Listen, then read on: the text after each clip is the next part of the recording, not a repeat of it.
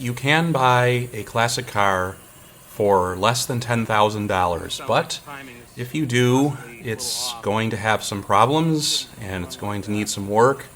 And that's what's happening this week with my Eagle. There are some things that need taken care of. I drove it to a shop that works on classic cars, and I have no idea what it's going to cost. But if you'll remember, I spent a little over $7,000 on the car. So that means I still have at least $2,500 in budget to be able to make it right. And hopefully it will be, and I'll be able to take it on the highway and go on trips and do all kinds of things with the car. But until then, I thought we would do a little bit more shopping. We're no longer constrained, though, by the $10,000 budget because I've already bought a car. So what could we find on the open market if there was no price limit? What if we just looked at everything out there? So that's what brings us to this video. Let's go right back to eBay, and we'll start out once again on AMC, since I've already looked at a bunch of AMCs, and I'm just interested to see, could I have done better? Is it possible that I could have found something on here that I was truly looking for that I didn't find? Well, I noticed down here that there is this 1987 Eagle wagon. 1987 is actually the last year that the Eagle was produced.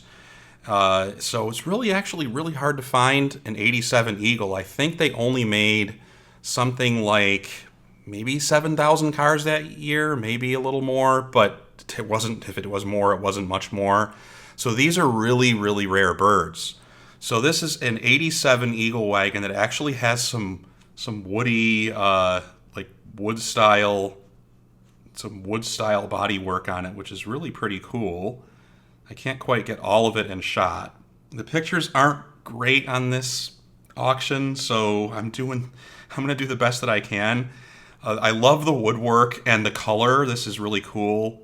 They have some kind of plastic thing that's resting on the roof racks, but the roof racks on the, I think, 84 and later Eagles were removable. It actually has a chrome-tipped exhaust, so it's not really the kind of car you put a chrome exhaust on, but okay, to each his own, I guess.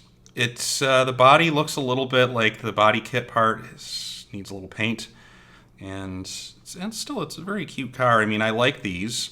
Obviously, it's a pretty neat car. It's not the best photography.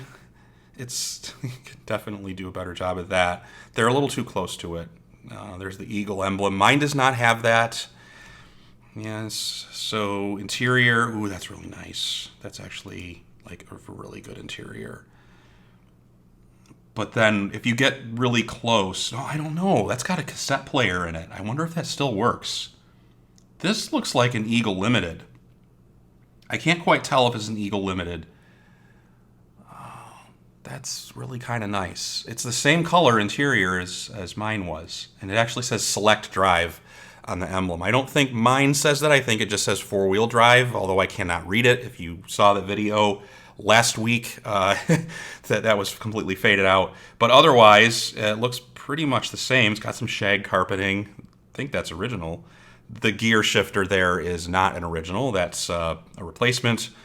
But it's a pretty nice car, and so far it's bidding. This is a bid, so it's an auction.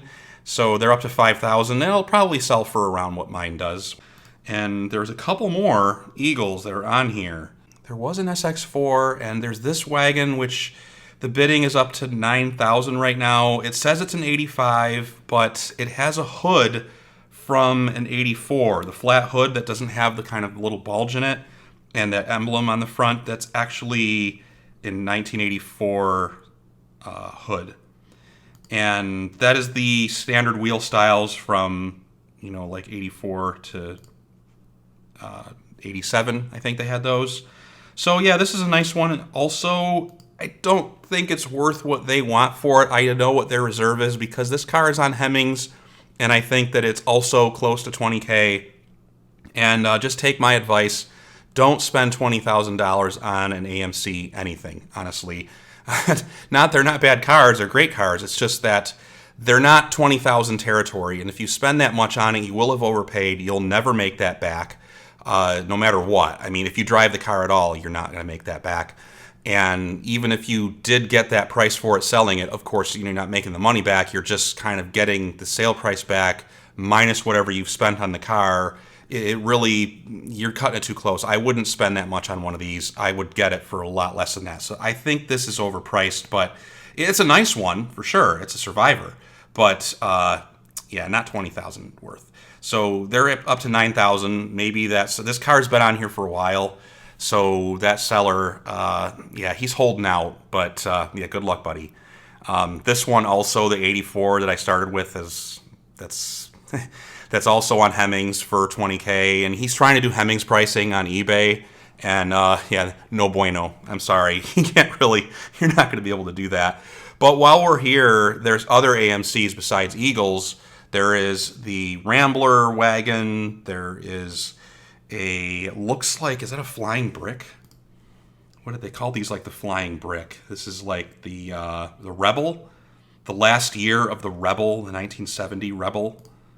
It's not for me. I'm not a muscle car guy, like, at all. Muscle cars are like for boomers. At least those classic muscle cars are. This is nice. I like these, but I like them in pictures. I don't have any desire to own one.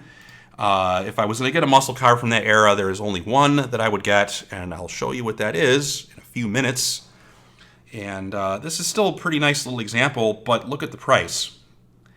Yeah, no. That, again, it's just like, it's nostalgia pricing. Oh, this is a nostalgia car. Well, yeah, an AMC, though, you're not going to, no. 50,000 for an AMC, no.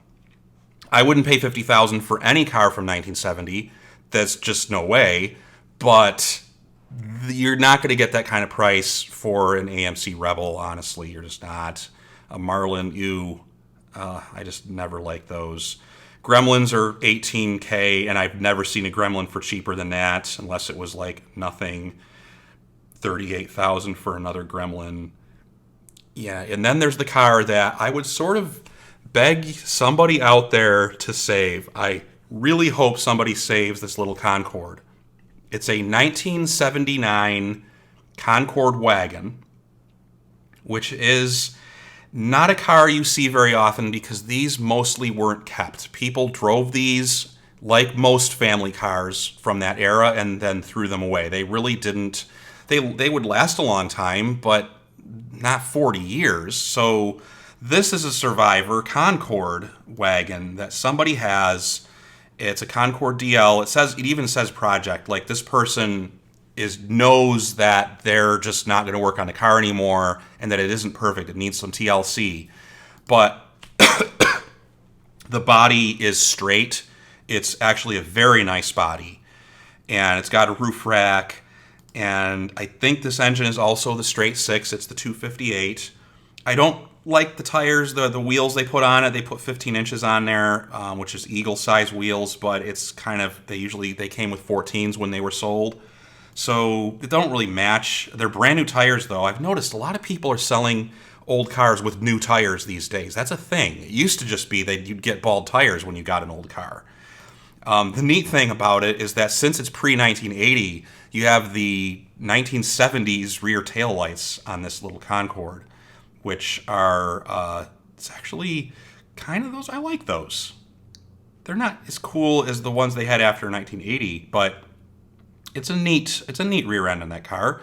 I like this thing. This is a spoiler. It's like, but it's the body is that paint color is the paint color of my old 85 wagon, and it kind of bleeds color. Like, if you were to try to scrub and clean that, you'd get red all over the cloth because the clear coat's surely gone. But this is a neat little car that I do hope that somebody would save. And it says it's a bid, but I would be willing to bet that if you're the only bidder and you put in that $3,000, you can probably get the car for $3,000. And then you could have it delivered. And I did the delivery through eBay right here through their trucking company that they recommend. And it costs about $1,000 to have the car shipped about halfway across the country. And As long as you don't live on the coast, you're probably about halfway from anything in the U.S. And this one's in Virginia, which isn't far from me at all, so it probably costs only $500 to ship that for me. I'm not going to buy it, but you can get it shipped, and the shipping companies are very good, and they do a good job. I had a good experience, and I think a lot of people are nowadays. So, yeah, there's no worry in doing that. So if you were thinking about this car, if you think, yeah, maybe, then go for it. Please save it. I think it's worth it. I'd love to see more Concords get saved. I don't want to see it get scrapped. It's been 40-some years, and these are just a dying breed. But let's look at a different make now. So we've looked at some AMCs. Let's look at something different. Let's look at, what's the next in the alphabet that we did last time? Austins.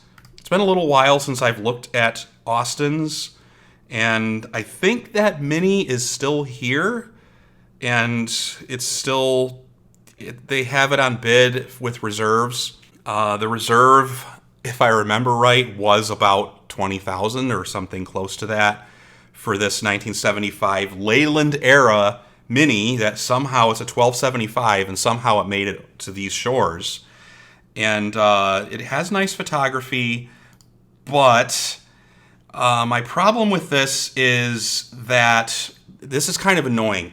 They have a reserve on it, and what a lot of these people are doing is the reserve they're putting is the Hemmings price that they want. Here's some advice for you if you're selling a classic car. If you want a particular price and you're not willing to go below a kind of high price, like a 20,000 type price, don't bother putting it on auction. Just put it on Buy It Now on eBay if you're going to do that. And by the way, you're not going to be able to ask a Hemmings price on eBay. It's eBay. It doesn't make sense to put an auction and to try to get people to bid if you're not going to take the bid price that's on there now, which is $5,600. And there's 7 bids there, and it's got 3 days left. So that tells me it's probably not going to bid much higher than 7 or 8, if it even gets that high. And here's the thing. Again, that should tell you something. That should tell you that people, the market that's interested in this car, is willing to spend maybe $10,000 for it, not 20. So if you're still holding out and saying, well, I'm going to get 20,000 for it, but I can't get bidding higher than 10, it's a fairly good hint that the car's worth 10,000, not 20. So don't be so greedy. Maybe deal with people, do deals, and this person isn't doing that, I don't think. A Mini is a really hard sell in the U.S. when everyone's driving around in big SUVs or those like Dodge Chargers and kind of, street racing and stuff. In a Mini, you're going to be so small and vulnerable. So it's kind of difficult to ask somebody to shell out $20,000 for a car that realistically they're only going to be able to drive once a week, Sunday morning basically. So yeah, this car's still there. I like it, but it's not for me. But if it's for you, go ahead and see if the seller will do a deal with you. I don't know. What else do we have? Let's see here. A Honda Z. Ooh, I would love to have this. Oh my goodness. A Honda Z. Buy It Now price $6,000. This is a K car. We have a K car officially for sale in the U.S., in Kansas, of all places, for $6,400. Is it running? Look at those tiny wheels. Just look at that.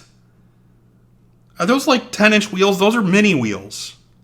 This is the size of a Mini. This is another Mini. It's a Japanese Mini, which, I would not mind having one. I love the olive green. Look at the color. It's an olive green Honda Z. Oh, that's just a wonderful car. Look where the mirrors are. They're way up here. So that might be Japanese spec. And it is...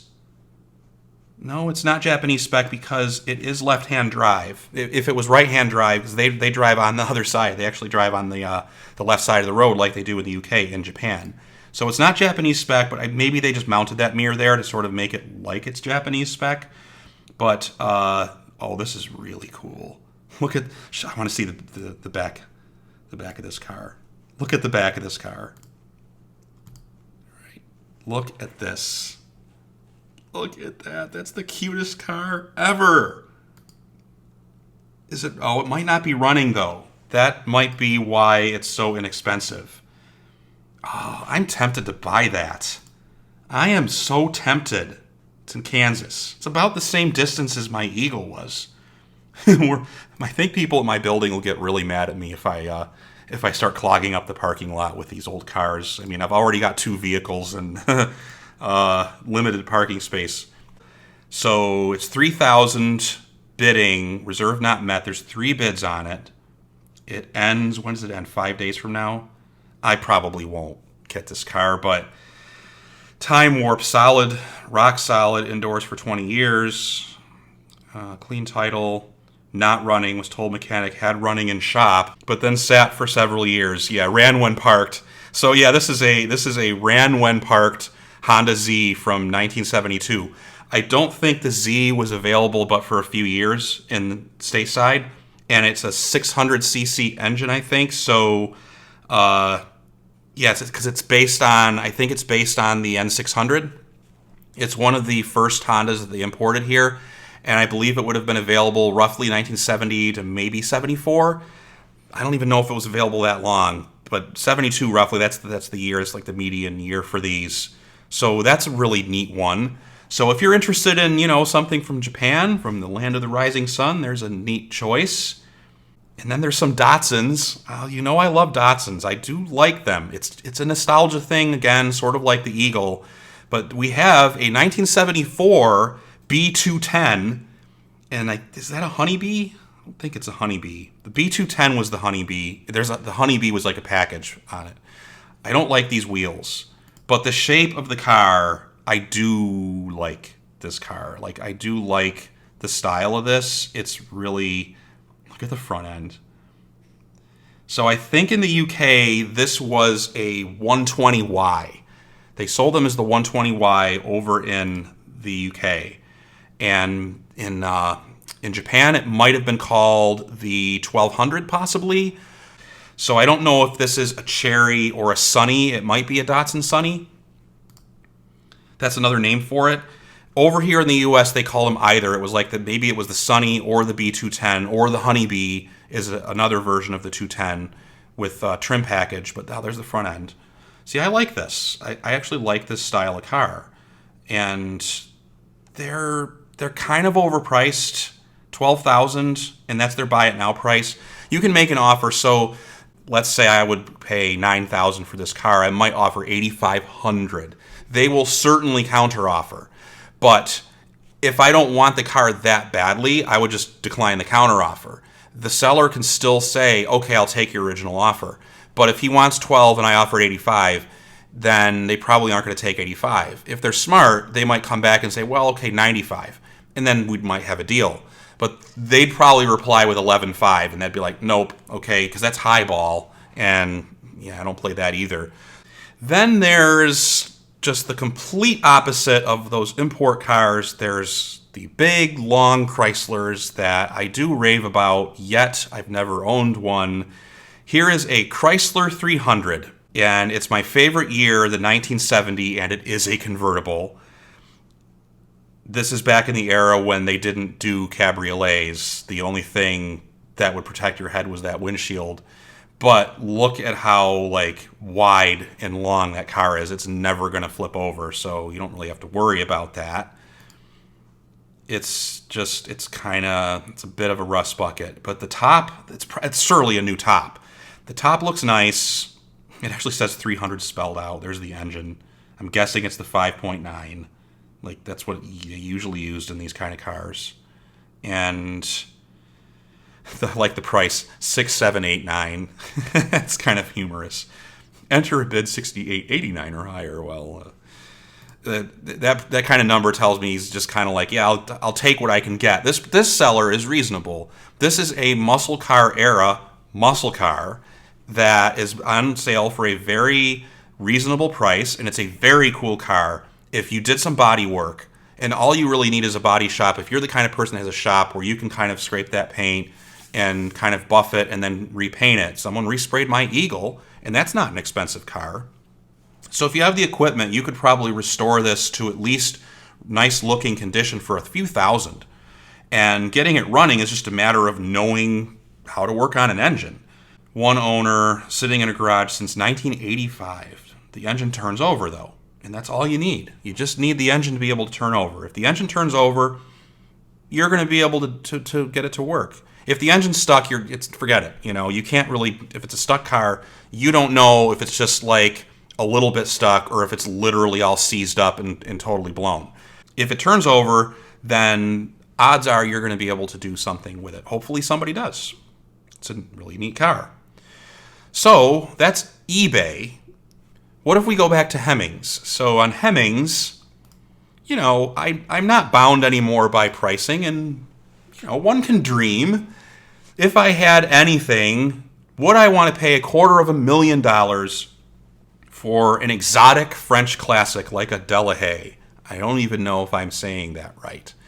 This car is pretty clearly a Pebble Beach car. This is the kind of thing that you go to Pebble Beach with and at least qualify for a trophy. The thing about these is I love these exotic French cars. I've always liked Delahayes. They always have, they're coach built. This company built trucks and built chassis and stuff like that, and even built Jeeps for the 50s for a brief time before they were taken over by so many other companies and disappeared. Delahaye's cars, they basically built chassis, and then those chassis would have a body that would be specially built for the car. Like you would order a chassis from the factory, and then that would be delivered to a coach builder. And the coach builders would be like Chaperon and Southchick and a few others. Southchick was like the best, and Chaperon is pretty darn good. And there's a few others. The names slip my mind. Let's see what it says here. It's by Frenet. I've not heard of that, but okay. I mean, I'm not doubting it, It's well-aged. Yeah, mature like a fine wine. They have a lot of information. Old price $289,500, new price $249. Even if I'm a millionaire, I wouldn't spend that on a car. It's just simply because I wouldn't trust myself with it. I don't think it belongs in my garage. It's something that belongs in the museum. Fiat 600 for 75. I bet you that's in Europe. Yeah, it's in the Netherlands. Europeans are much more realistic and more generous with their classic car pricing. They're way more realistic. If this is in the US, I promise you this would be $30,000 minimum. But in Europe, it's only worth $7,500, which is kind of interesting. And they're on the euro, so that's going to be roughly convert to the dollar. I love the 600, and that's an original condition 600. I do prefer the ones that have the doors that open kind of backwards, the suicide doors. I guess you can't say that on YouTube, but regardless, it's still a really neat little car. The 600, the Fiat. Yeah, I wasn't kidding, was I? I bet you this one's in the U.S., $30,000. And yes, it is. No, it's in Italy. Okay, is this the one, the Abarth, where the hood is actually stuck open, where they actually built it where the hood's a spoiler? No, it's actually just a hood that's propped open. So then is this the Abarth version, or is it somebody just pretending to be an Abarth? An Abarth 850? Well, I don't know. Abarth sold these where it was actually a spoiler that attaches to the back of the car. There is one on Top Gear. They had one years ago, and Jeremy made fun of it. Not made fun of it. I mean, he respected the car, but I mean, just because I'm interested, I want to see what is under AMC. And I'm sorry if the right side's cut off a little bit. Let me see if I can move this over. So you've got some Ramblers. There's a Rambler wagon, an AMX, that's the good year, 1970. A couple more AMXs, but look at the prices. This is 23, which is more reasonable. This one's 50. That's way too much. And the one that I find the most interesting, besides the Scrambler right here, is the Spirit. They have it on auction also, Indianapolis, 1982 Spirit. Spirit is a car that, this is just a used car. Like in the 80s, the late 80s and early 90s, these were just like a cheap used car. People just drove these and threw them away. Spirits it's really just the Gremlin that they put the liftback body on. And it looks like they've lifted this a little bit by an inch at least, because that looks, high enough to almost be an Eagle. The Eagle version with this body was called the SX4. Here's what it looks like from the back. That's pretty neat. It's going to look good in photographs because all cars look good in photographs, but I'm not sure what it's going to look like up close. Does it have an adjustable? It has an adjustable steering wheel. So this must have cost some loot when it was new. I mean, the Spirit was a little bit less than the Concorde. You see the inside and the dashboard looks exactly like in any Eagle, it looks like. But this is the Spirit's the two-wheel drive leather seats. It's a two-wheel drive car. And this is a nice one. And it has the metal valve covers, so you're not going to have oil leaks, at least not bad oil leaks. That looks pretty darn good. And that's the straight six. This is a good car. That's a pretty interesting car. I like those wheels. They only did those wheels in I think 81 and 80 or 82 and 83. So that's a neat car for an AMC. They're asking, it's an auction, so these people will probably take whatever they get. Hopefully they get like 6 or 7 for it. That's a neat car. I like those. But I mean, I prefer the Eagle, obviously. The Scrambler, I mean, that's one of those. The last year they made the Rambler, and they did this limited edition red, white, and blue Rambler with a 360 engine, which they called the Scrambler. And the problem, though, is that I suspect a good deal of those are counterfeit. Something I'm going to do a video on at some point in the future to tell you about, because it's something in the car hobby that I'm angry about. I am not accusing this seller of selling a counterfeit car. That very well could be an original car. But for things that are trim packages, especially Scramblers, Buick Grand Nationals, and there's a few others like Scamp Plymouth Scamps, there is a tendency, and Gordini Renaults, there's a tendency for people to buy the badge, glue it on, and then say, oh yeah, this is a super rare, or only 1,000 sold, something or other, and yeah, the seller says it's this. Of course they do. But I wouldn't take my risks with it, but it's still a neat car from that era. Some Javelins, CJ8 Jeep pickup, that's kind of cool. Not enough for me to look at, but so there's a bunch of things under AMC. They don't have any new Eagles. There's nothing new showed up. I've already looked at the Eagles that are on there and the Pacer, so I'm not going to redo that. Ooh, an Austin America. This is a different one. This will be the third 8016 that I will have shown for sale in the U.S. on my channel. Also in America, it is in Hyde Park, New York. I'm surprised. I'm astonished that it's actually... I've had more choices in 8016 body styles than I have in Eagle sedans. So an 8016 is a very difficult thing to find, even in the UK. Even though they made well over 1 million, these didn't last. But when they came over here, apparently the people that bought them took very good care of them, and they didn't rust out. So the Austin America is going to be a 2-door Austin 1300, only for a few years, mostly during the Leyland era, I think 67 to 71, thereabouts. And it's a neat little car. It's got the stick shift there. It's probably only a 4-speed. And I love the speedometer. Oh, it goes up to 100. Yeah, right. I think these were capable of maybe 75. not a lot. So there's your A-Series engine. I think, yeah, the large cap on that tells me it was the... so that's going to be the 1275cc engine. There's the back.